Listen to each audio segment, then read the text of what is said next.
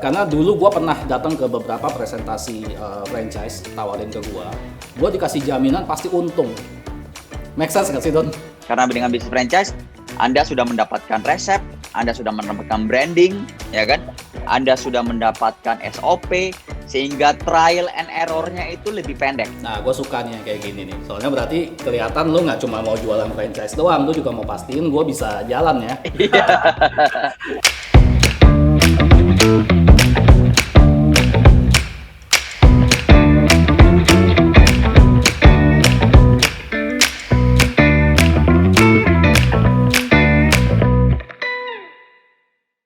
So, topik hari ini gue akan ngobrol soal franchise.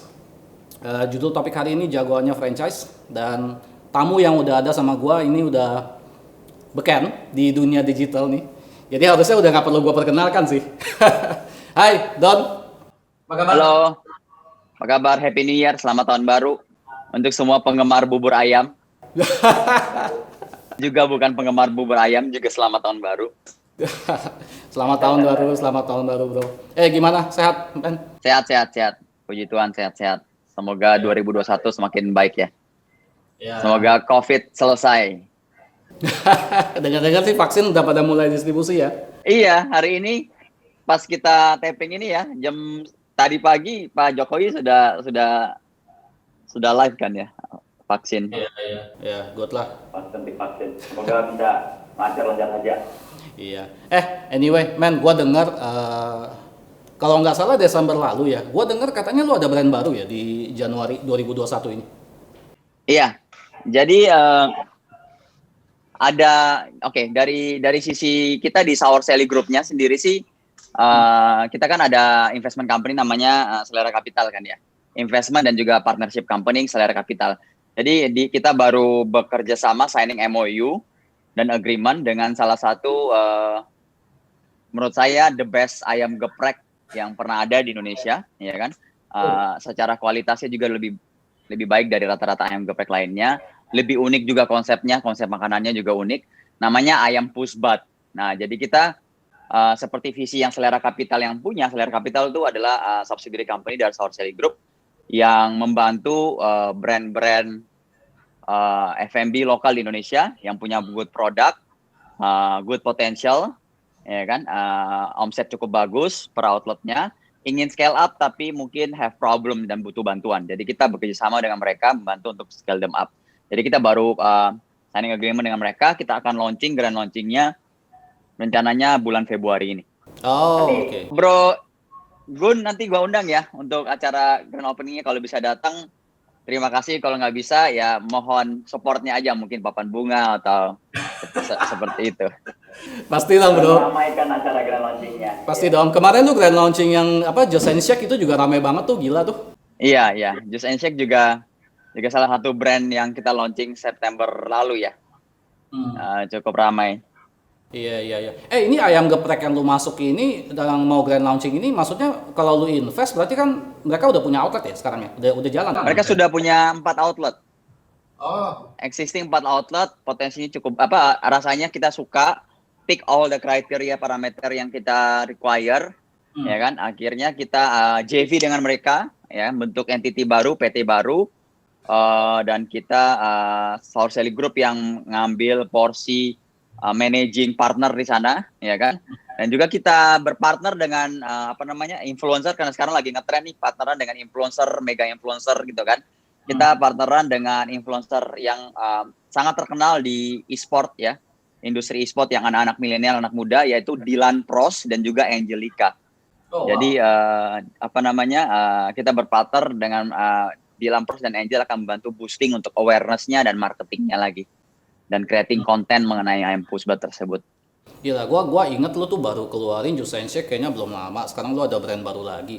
Ya lu sekarang jalan brand apa aja ya? Jadi kalau yang ayam pusbat ini bukan brand baru sih sebenarnya. Dia sudah established ya, udah 1 tahun lebih umurnya. Ya kan?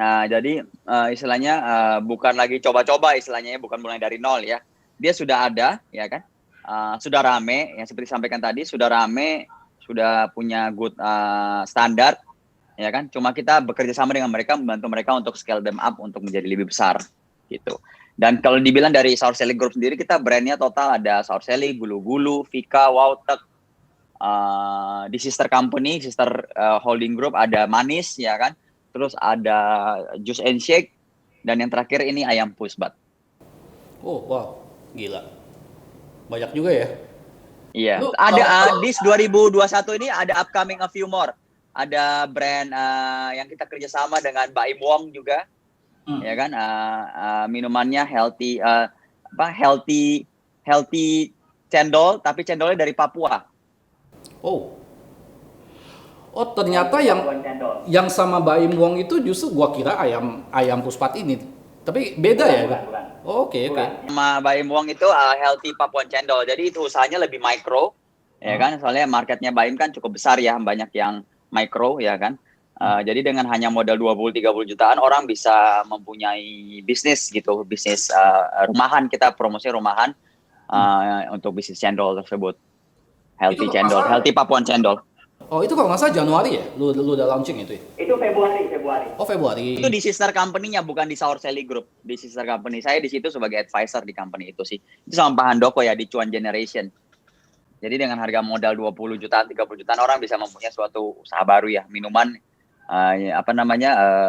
tapi sekarang kan lagi populer minuman-minuman yang reseller ya kan, open PO gitu kan ya.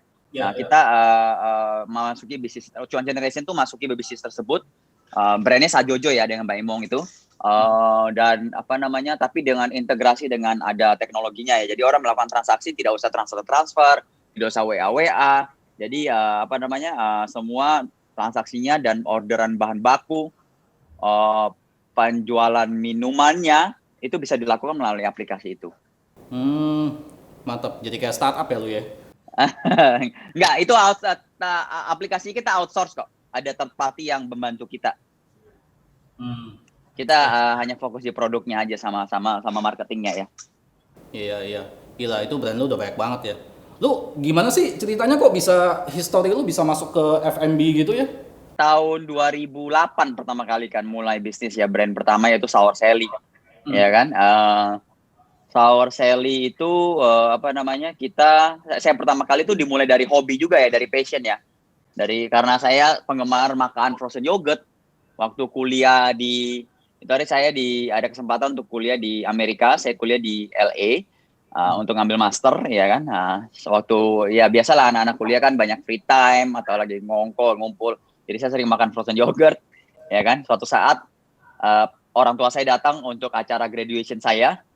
Setelah acara graduation saya bawa ke salah satu frozen yogurt yang lagi populer di sana, antriannya panjang. Nah, ide itu muncul dari mama sebenarnya yang suka produknya dan merasa bahwa ini produk es krim yang tapi sehat ya kan, rasanya enak, banyak buah-buahnya ya kan, orang tua kan senang ya banyak buahnya kan. Jadi mama yang pertama kasih mencelutukan ide tersebut. Jadi akhirnya saya wujudkan ide tersebut, akhirnya buka Sour Sally di Indonesia tahun 2008. Ide pertama itu muncul kita tahun 2007. Summer 2007, 2008 bulan 5 Sour Sally pertama buka. Jadi sejak saat itu ya saya berkecimpung terus di dunia F&B sampai sekarang udah tahun ke-13 nih. Tahun 2021 ke-13. Dan Sour Sally sendiri sekarang sudah menjadi grup ya, sudah punya subsidiary company yaitu Selera Capital. Ya kan, Selera Capital juga melakukan beberapa investment. Salah satunya dikasih kesempatan untuk berpartner dengan Pak Gun nih di ESB kan ya, yang kita sangat-sangat happy banget bantu sistem kita, ERP sistemnya. Jadi dari Sour Sally sendiri udah 13 tahun, udah banyak brand-brand di bawah Sour Sally Group. Tapi Sour Sally sendiri nih, ini saya belum lupa nih kalau ngomong brand baru nih. Sour Sally sendiri rencananya quarter 2 di bawahnya Sour Sally sendiri kita ada satu brand minuman yang sekarang kalau Sour Sally kan frozen yogurt nih, es krim yogurt kan ya. Kita mau bikin brand minuman yogurt, jadi yogurt shakes, yogurt drinks, ya kan? Kan sekarang lagi populer minuman-minuman yang lebih healthy kan ya, yogurt shakes, yogurt drinks. Nah itu rencananya kita akan launching Q2 dan menarik banget karena kita dikasih kesempatan juga untuk berpartner sama idola saya dulu waktu saya muda, sama Agnes Monica. Jadi yang jadi brand influencernya Agnes Monica.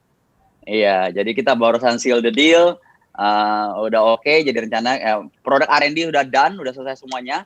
Ya kan, cuma tinggal perlu timeline-nya, progress untuk branding nanti kita akan selesaikan di quarter 2, kemungkinan kita akan launching pas bersamaan dengan ulang tahun Sour Sally yang ke-13, ulang tahun Sour Sally ke-13 Mei tanggal 15. 13 tahun, brand sebanyak itu. Lu sekarang berapa outlet sih, Don?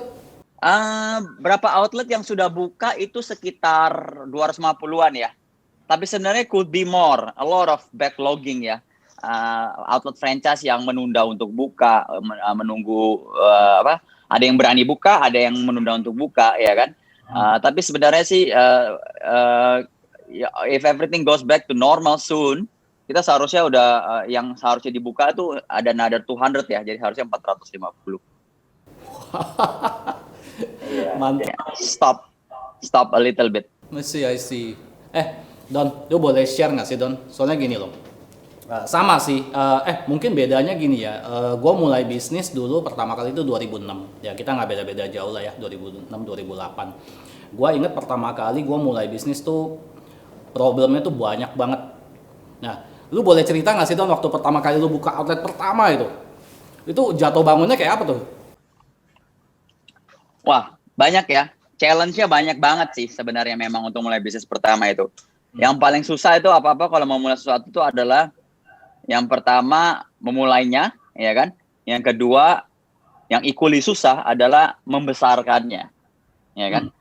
Ketika fase mulai udah selesai, udah rame, bagus. Nah, membesarkannya itu challenge juga tuh. Kita step up-nya bagaimana kan ya. Yang pertama memulai itu ya problemnya, kalau saya, personal problem saya tentunya, ya saya kan bukan dari Jakarta ya. I never grew up in Jakarta, ya kan. Saya tinggal Jakarta ketika mulai bisnis. Jadi pertama pasti getting used to Jakarta dulu, ya kan. Settling in istilahnya, ya kan. Tapi setelah kalau secara bisnis sih ya pastinya belum ada pengalaman ya. Jadi mulai berbisnis, jadi apa yang kita pelajari di kuliah, mungkin di sekolah dulu, sekarang dipraktekkan, ya kan. Terus cari bahan baku, cari supplier, ya kan, cari vendor, karena belum ada track record dalam bisnis kan, belum tahu yang kayak kalau mau pakai ini tuh yang bagusnya ini gitu, ya kan, atau kalau mau pakai ini harusnya ini gitu, ya kan. Bahkan sampai tahun 12 tahun pun kita mencoba banyak POS ya, akhirnya kita akan menjatuhkan pilihan kepada ESB sekarang kan, yang paling happy dengan ESB. Nah itu pun butuh 12 tahun tuh, coba ya kan, trial and error kan. Nah, jadi challenge-nya tuh seperti demikian. Terus habis itu secara bisnis seperti itu, secara personal juga challenge-nya juga ada pastinya ya. Karena again, anak muda ya kan, itu saya waktu saat itu masih umur 20-an ya kan. Getting my first money ya kan, sukses, rame. Challenge-nya pastinya adalah how to manage money ya. Ya kan, itu yang cukup penting dipelajari juga oleh teman-teman untuk bisnis F&B. Terus secara keuangan, secara finance, ya kan, memilah antara kepentingan pribadi dan juga kepentingan perusahaan, challenge-nya banyak. Bro, sekarang gue pengen ngajak teman-teman untuk lebih kenal industri franchise nih. Nah, sebenarnya kalau dibanding industri lain ya, terutama ya, gue mau ngomong soal industri franchise untuk yang F&B. Sebenarnya menurut lu industri F&B ini dibanding sama industri lain itu apa sih keistimewaannya? Apakah ini satu industri yang menurut lu memang one of the best ya, yang bisa dipilih orang untuk apalagi pebisnis pemula gitu ya yang mau masuk? Kalau melihat industri ya, katakan untuk pemula untuk masuk ya, pastinya kalau industri F&B itu kita tahu karakteristiknya adalah semua orang butuh makan, semua orang butuh minum, ya kan? Untuk memulai juga tidak terlalu susah sebenarnya, karena hanya dimodalkan, yang penting bisa resep, bisa masak, bisa bikin makanan, sudah bisa mulai bisnis, ya kan? Nah, kalau saya bilang katakan apakah bisnis F&B salah satu yang terbaik, karena saya di industri F&B dan saya menggeluti bisnis F&B, tentunya saya bilang iya. Tapi kalau dari orang awam yang saya bisa kasih tahu karakteristik paling utamanya, kenapa saya bilang bisnis F&B terbaik, itu adalah karena semua orang butuh makan, semua orang butuh minum. Ya kan, dan industri F&B itu udah dari zaman dulu kala sampai zaman mendatang, dan sekarang kalau kita lihat analisa ya kan, industri F&B semakin meningkat. Karena kenapa? Karena memang gaya hidup masyarakat yang sudah tidak terlalu gaya hidup masyarakat yang sudah mulai kebiasaan untuk tidak dine in di dalam ya. Dia meskipun di rumah sekarang nih, mereka juga malas masak, yang biasanya order GoFood atau GrabFood ya kan, order delivery ya kan. Mereka mau instan cepat gitu. Jadi dengan gaya hidup yang berubah juga semakin meningkat industri F&B ini ke depannya. Oke, kalau kita ngomong ini industrinya, nah sekarang pilihannya sih bro, karena gini, gue tahu lu kan background lu kan banyak bangun brand untuk bisa create franchise ya. Kenapa sih bro lu lebih pilih di franchisein brandnya lu? Sebenarnya kalau dibilang kenapa di franchisein juga kita nggak 100% franchise ya. Jadi dari total 100 outlet, sebenarnya 100 outlet yang kita miliki katakan, kita punya 30 outlet itu atau 30%-nya outlet sendiri, ya kan? The reason why we franchise is that we feel that zaman sekarang ini there is not much luxury of time anymore ya. Karena bisnis F&B itu cukup, selain karena memang marketnya begitu lukratif, menarik ya kan, pemainnya juga banyak ya kan, dan salah satu yang paling penting untuk di dalam sebuah bisnis adalah you have to move fast kan ya. Nah salah satu move fast itu melalui franchising ya kan, selain memang juga secara keuangan adalah ada managing risknya juga bagus ya kan, dan juga memberi kesempatan untuk teman-teman yang lainnya ingin memiliki bisnis F&B yang punya passion terhadap produk kita untuk memiliki bisnis tersebut. Nah, jadi win-win ya.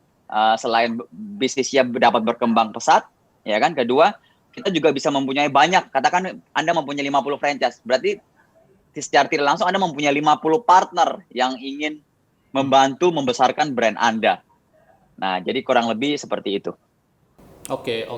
Nah, sekarang kalau misalkan lu bisa kasih saran Don ke pebisnis, terutama pebisnis memula, itu sebenarnya lebih baik mereka coba bangun brand sendiri atau mendingan mereka ambil franchise sih?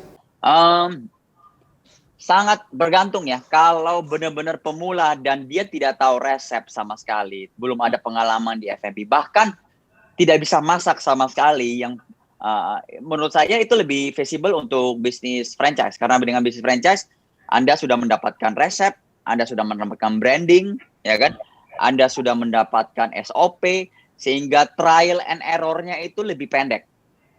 Dengan trial and error lebih pendek itu berarti Anda bisa save time, ya kan? Kedua, resikonya lebih pendek karena Anda membeli franchise, Anda bisa decide, ya bisa lihat potensi ini bisnis, ya kan? Kalau menurut Anda bagus, produknya enak, rame, Anda bisa menentukan untuk membeli franchise tersebut. Sedangkan kalau untuk memulai bisnis sendiri, mungkin orang-orang yang memang sudah senang banget masak, punya resep yang bagus, makanan enak, selama ini dia makan, teman-teman, family makan, bilang enak, ya kan?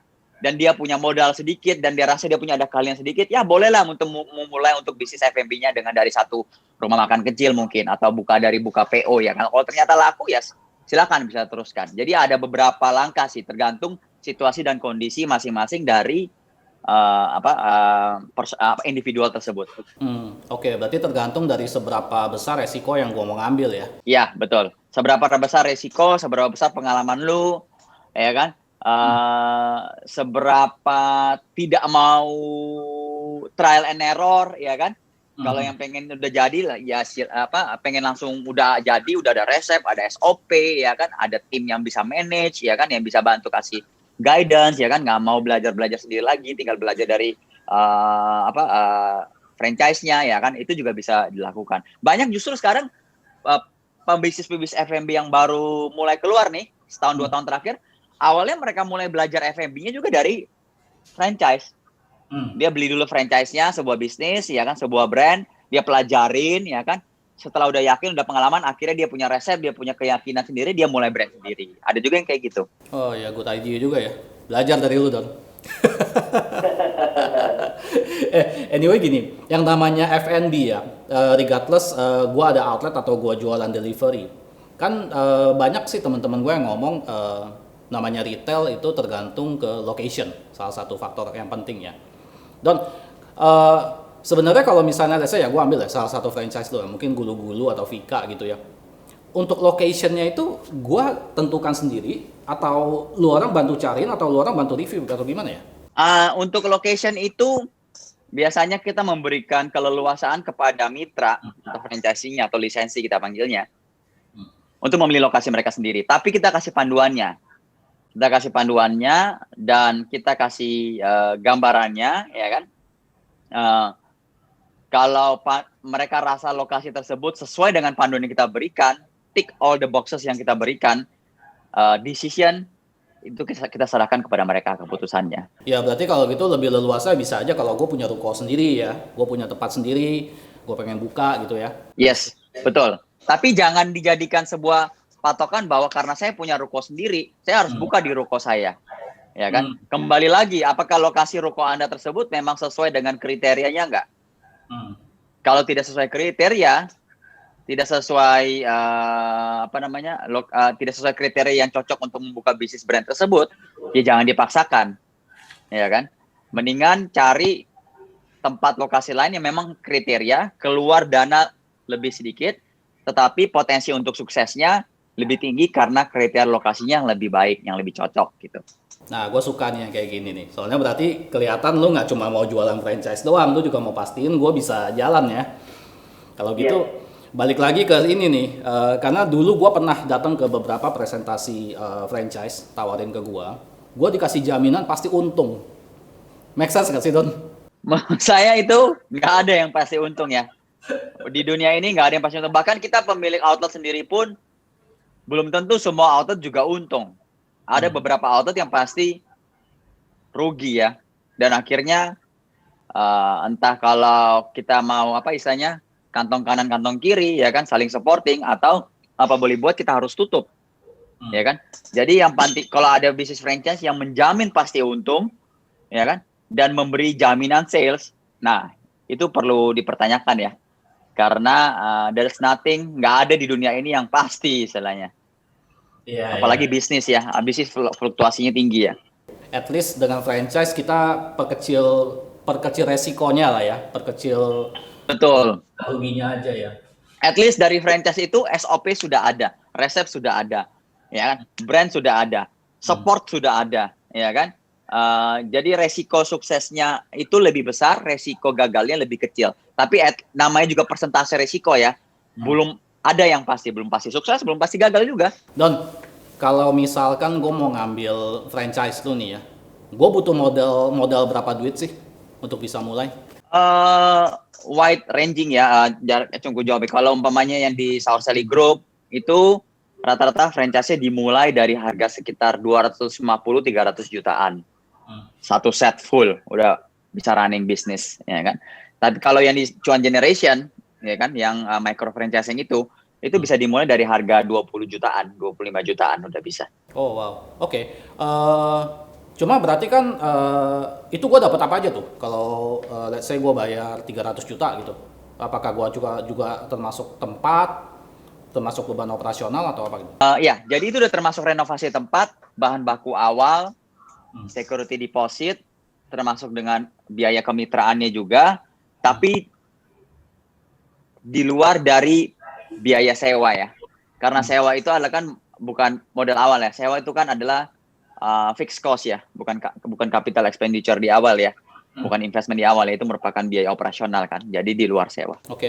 Don, gue bisa dapat gambaran nggak sih Don? Biasanya ya kalau gue buka bisnis F&B ya, restoran atau minuman kah, gue awal-awal itu mesti siapin dana operasional berapa bulan sih amannya? Karena kan ya bisnis kan butuh waktu ya untuk sampai dia bisa take off untuk bisa self sustain kan? Iya. Jadi biasanya rata-rata itu yang idealnya sih 6 bulan, ya kan? Biaya karyawan, biaya sewa, biaya persiapan. Kalau bahan baku nggak usah ya, bahan baku kan muter juga dengan salesnya ya. At least karyawan, at least fixed cost-nya bulanan lah. Ya kan, biaya listrik dan lain-lain itu sekitar 6 bulan. Tapi kebanyakan orang bisa cut short dengan hanya butuh 3 bulan aja udah cukup. Oke, 3-6 bulan ya. Dan normally kalau gua expect BEP itu kita ngomong biasanya rangingnya berapa lama tuh Don?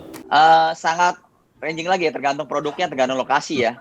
Bahkan satu brand pun bisa beda-beda tergantung lokasinya, ya kan? Tergantung outlet keberapa juga gitu kan.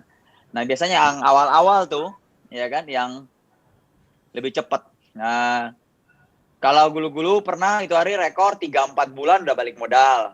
Wow. Ya kan? Ya, tahun 2019. Ya kan? Saur Sally juga ada beberapa lokasi yang di luar kota, ya kan, yang apalagi outlet pertama di luar kota, ya kan, itu juga bisa 3-4 bulan. Tapi kalau kita bilang rata-rata F&B 1 tahun itu aja itu udah bagus sebenarnya. Oke, anyway, Don, tadi gue udah ngerti sih. Lu ada support SOP segala macam. Terus kalau gue bayar franchise, gue dapat lisensi, gue dapat bahan baku awal segala. Kalau dari day to day supportnya sendiri, Don, kalau gue ambil franchise lu gitu ya, gue ada dapat support nggak sih? Bentuk support kayak apa gitu kalau ada? Oke. Nah, biasanya setiap franchisee, setiap mitra itu di-assign namanya LRO, Lisensi Relationship Officer, sama MRO, Marketing Relationship Officer.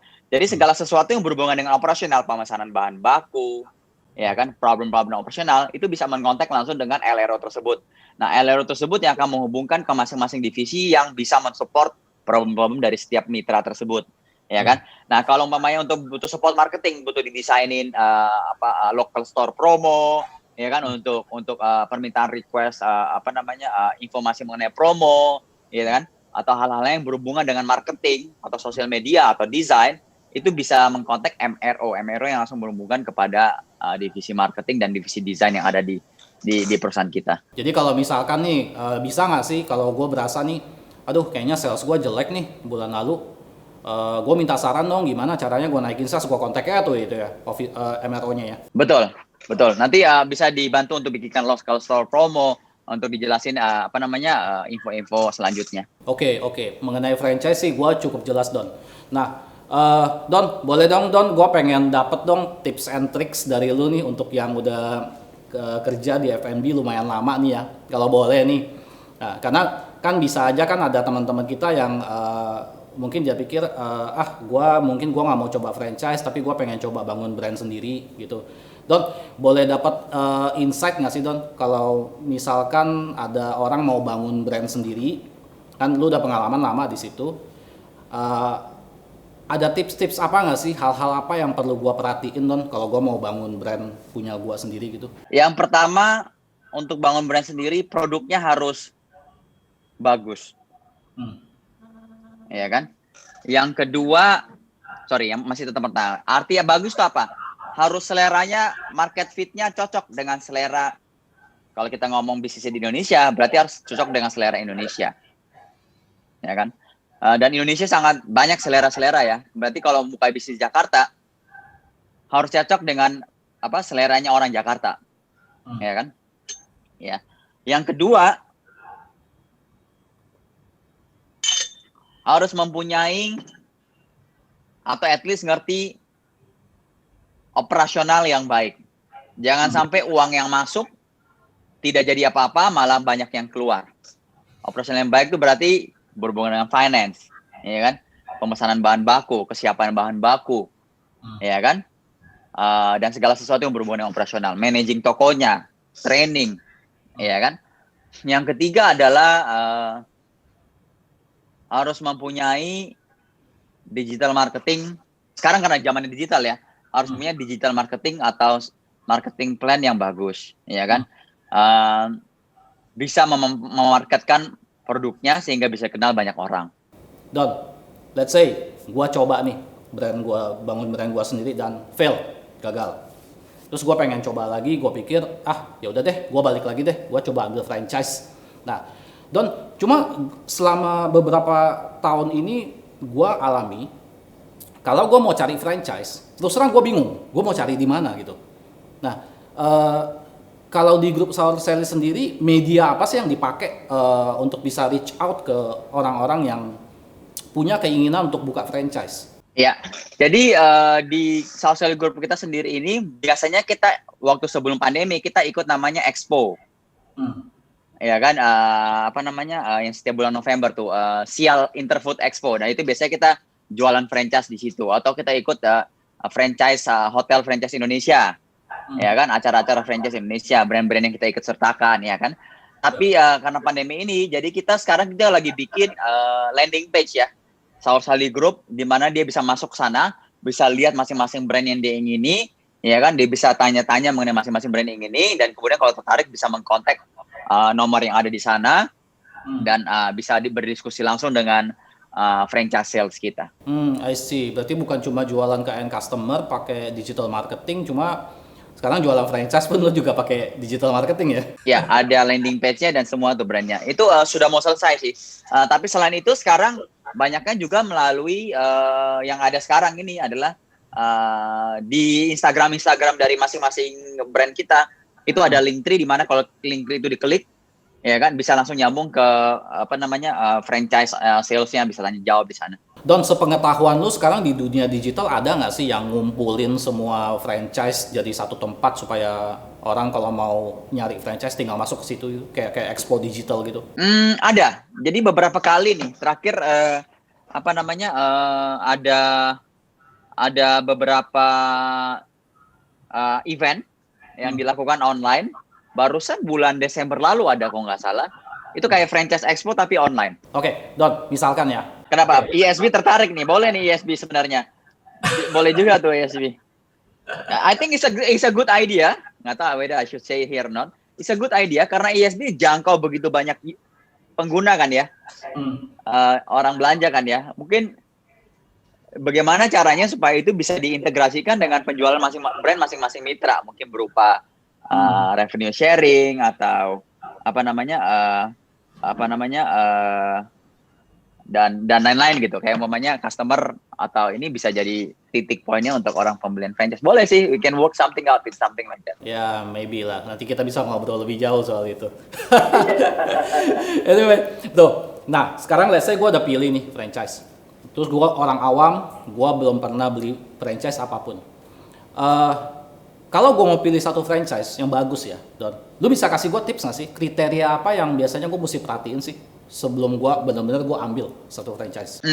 Iya, pertama kita harus lihat dulu company di belakangnya itu sudah berpengalaman nggak di bidang produk yang ingin kita franchisein atau secara generalnya F&B, ya kan?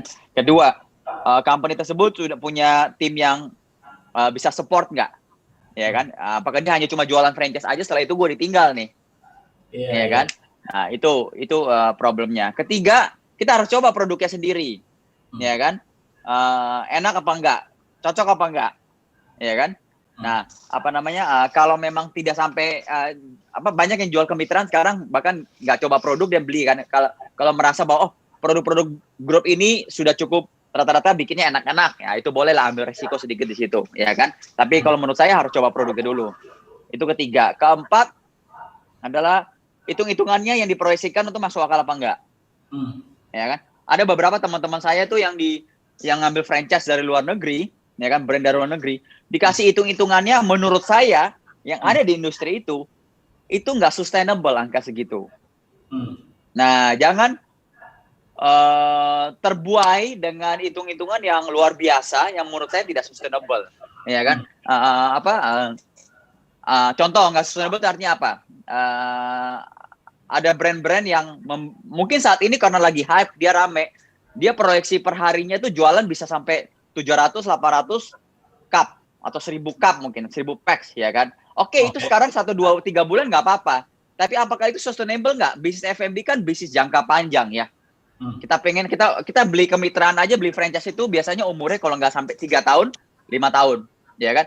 Apakah ini sustainable over 3 years atau 5 years? Nggak, ya kan? Karena apalagi bisnis yang di mall, operational cost-nya tinggi, ya kan? Kalau dikasih proyeksi yang kayak 700, 600, 500 cup bahkan, itu menurut saya nggak sustainable. Jadi harus dilihat ulang, hitung-hitungannya itu sustainable apa enggak, gitu. Nah, jadi itu yang menurut saya penting. Terus selain itu, lihat market itu sudah saturated nggak? Sudah banyak apa pemainnya di situ sehingga jontos-jontosan. Ya kan, kalau marketnya udah banyak, ya seperti kalau kita kayak beli saham lah di capital market. Kalau harga udah terlanjur naik, ya kan? Kalau kita belinya telat, titiknya udah mau balik turun, koreksi, ya kan? Ya kita belinya salah posisi, salah harga, gitu. Nah, oleh karena itu penting gitu. Lebih baik ambil sedikit resiko awal-awal kalau rasa produknya enak, brandnya bagus, timnya bagus, grupnya di belakang yang support juga bagus, ada influencernya juga yang bagus, ya kan, bisa bantu mempopulerkan sebuah produk. Ambil awal-awal, menurut saya karena awal-awal tuh biasanya harga masih murah, akhir-akhir, tengah-tengah sampai akhir, karena sudah semakin populer harga semakin naik. Tapi justru kalau harga semakin naik itu biasanya resikonya lebih tinggi karena sudah saturated ya, sudah banyak ya gitu. Iya, make sense sih. Apalagi kalau gua ambil franchise tuh gua lihat udah ratusan yang ngambil ya. Ya itu udah jadi bukti ya. Betul, betul. Oke. Don, last question Don. Soal kondisi sekarang, COVID. Kan semua serba ketat, cuma celana gue yang tambah longgar nih, bukan tambah ketat sih. Kurusan kayaknya bro ya. Iya, jadi urusan nih. Sebenarnya sejak kita pertama kali PSBB ya, yang pas di akhir first quarter 2020 ya, sampai sekarang kita udah recover ke kondisi normal berapa persen sih Don? Susah ngomong ya, naik turun ya. Kalau Iya, kita bisnis banyak di mall ya naik turun ya, mall buka, ya kan, lebih ini ya naik, balik, sudah mulai balik. Tutup lagi, sekarang kayak PSBB lagi, turun lagi, drop lagi. Jadi kita live day by day ya. Kalau di bisnis kami sih, paling baliknya sekitar 50% lah, belum 100%, 40-50% baru balik. Kita masih operating at half potential sebenarnya ya. Half potensial yang normal di 2019 ya. Atau bahkan 2018 lah. Not bad sih Don, soalnya gua sempat ngobrol juga sama beberapa FMI juga, ada yang baru balik 40%, ada yang udah berhasil 60, 70 ya average. Ya, sangat bergantung sih. Kalau mall-mall yang memang sebelum COVID itu dia strongnya di delivery, cepat baliknya karena delivery kan ya. Tapi kalau brand-brand yang sudah established dan establishnya di banyak walking traffic, itu lama baliknya. lebih lambat baliknya. Sangat bergantung. Nunggu orang lewat ya. Don, kalau lu lihat Don ya, dari prediksi lu aja deh, sampai akhir tahun deh, kita bisa recover nggak sih Don? Harapannya sih mengatakan mudah-mudahan bisa recover, ya kan? Tapi apakah realnya bisa recover apa enggak? Menurut saya itu mesti menjadi tanda tanya ya. Mesti tanda tanya karena faktor-faktor pendukungnya ada, contohnya vaksin, ya kan? Tapi faktor-faktor non pendukungnya, pertanyaannya apa? Ya mudah-mudahan vaksin itu bisa memang perform seperti yang diharapkan, ya kan? Kedua adalah apakah market itu sudah mulai daya belinya sudah mulai pulih, ya kan? Itu yang masih tanda tanya juga ya. Ada beberapa sektor, tapi menurut saya makanan-makanan yang mass market, yang makanan sehari-hari, comfort food, ya kan, yang sudah menjadi kebiasaan, menurut saya itu akan lebih cepat pulih ya. Menurut saya akan lebih cepat pulih. Makanan yang menengah ke atas, yang menurut saya menengah ke atas, yang mungkin agak butuh waktu untuk pulih.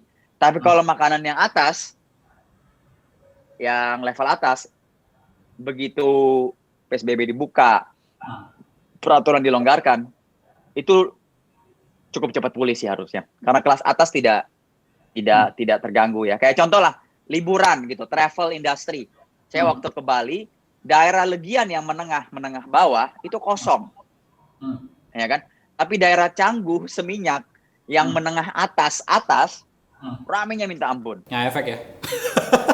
Iya. Jadi itu yang bisa lihat. Menurut saya makanan juga seperti itu ya. Kalau fine dining, restoran-restoran kelas atas, ya kan yang tiket size-nya gede, menurut saya cepat pulih, ya kan.